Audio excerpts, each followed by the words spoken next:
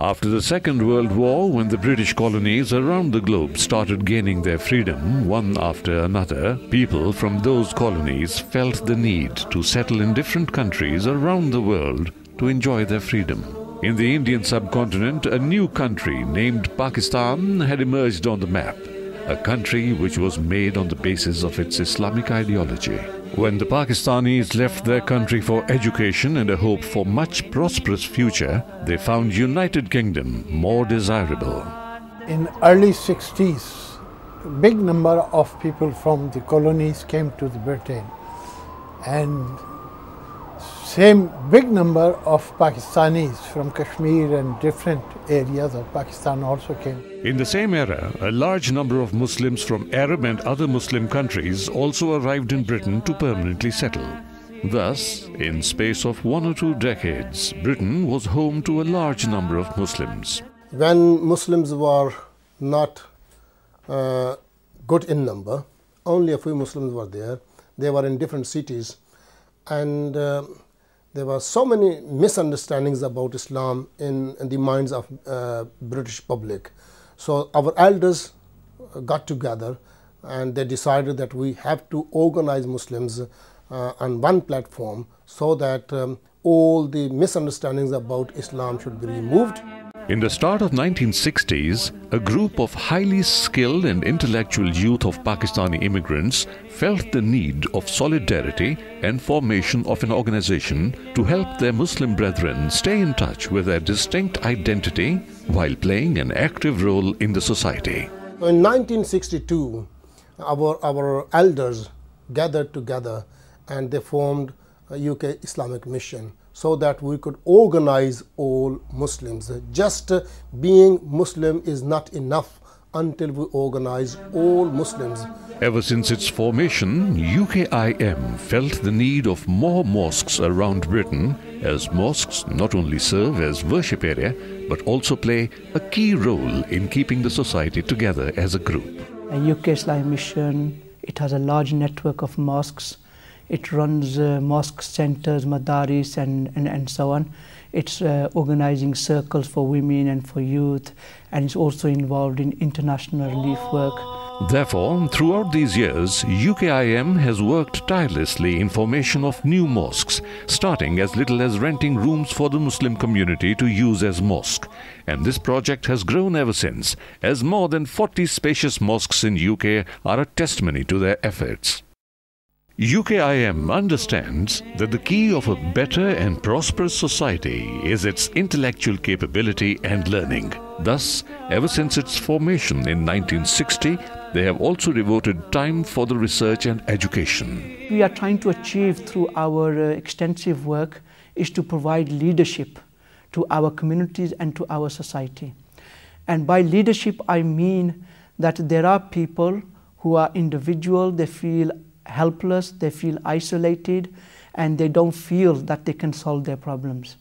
So by connecting people together, by bringing them into a Jama'ah, and this Jama'ah working to give hope to the Muslim community and saying, look, let's work together and let's identify our problems and then give some kind of direction to how we are going to solve some of our problems.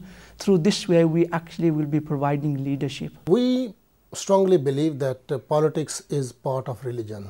We want to introduce the religion which was introduced by our beloved Prophet Muhammad sallallahu alaihi wasallam.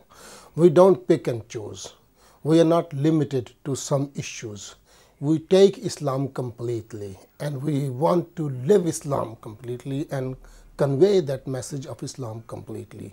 The whole Islam, the Islam which is in Kitab of Allah and Sunnah of the Prophet Muhammad sallallahu alaihi wasallam. Women have always played a key role in the Islamic society. The history is full of examples of Muslim women working equally and energetically as men. The UK Islamic Mission has been established for many, many years now and has played a very positive role in helping young people with their identity. Well, we're outside a UKIM mosque here in Sparkbrook, Birmingham, and I'm pleased about the facilities that the ladies have, that the sisters have, to come here to pray together, to learn about the Deen, to have study circles. And this is a very, very important thing. As wives, as mothers, as daughters, we have a very, very important part in society. UKIM understands that the Islamic Brotherhood requires more than spiritual guidance. Thus, they have led the way in helping the Muslims around the globe. UK Islamic Mission सन 1962 से बरतानिया और दुनिया भर के मुसलमानों की खिदमत कर रहा है। इसके पेश नज़र अगराज़ व मकासिद में 3 बुनियादी अहदाफ थे।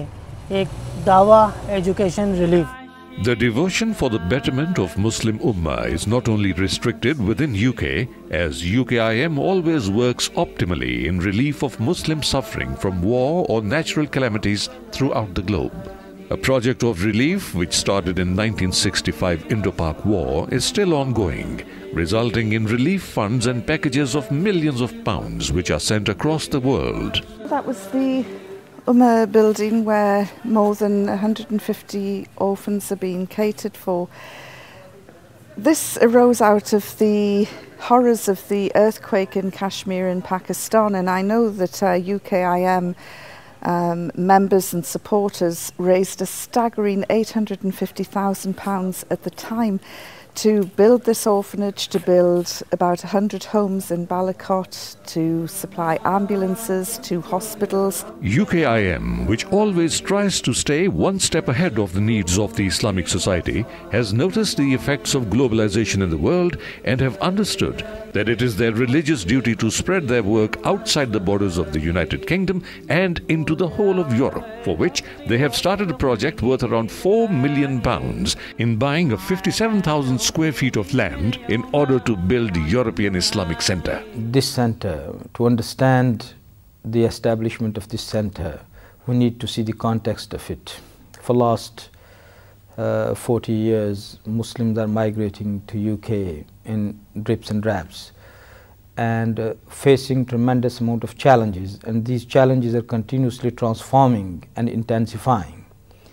Considering that, there is a great need of giving the whole society a vision to look at the same time the logistics to address the multiple issues which are internal issues, like our social structure, like our education of young people, like our understanding of society as a whole. European Muslims are facing similar kind of problems.